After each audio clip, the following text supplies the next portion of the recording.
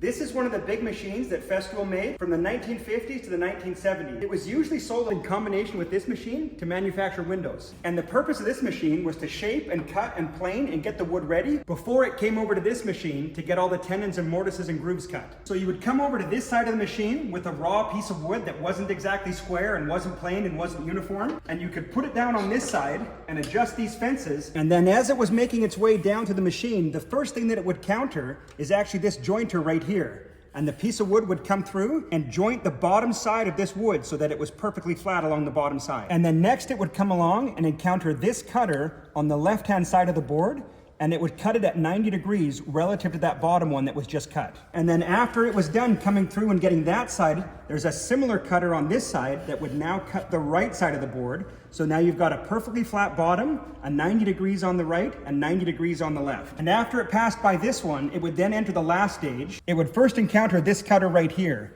which is very similar to the very first step in the process, which was to cut the bottom of the board, only this time it's mounted on the top. So now it's acting as a planer and planing the top side of the board so that it's uniform with the bottom. And after it passed through here and was nice and uniform, you could then put any combination of cutters right here to profile and shape this top. And it's worth pointing out that up until now, all of the feeders that were pulling the boards through were made of steel and had these teeth on them right here, because it didn't really matter if it marked the top of the board. But once you get to this final stage, they have rubber on the rollers because you didn't want to damage the top of the finished board.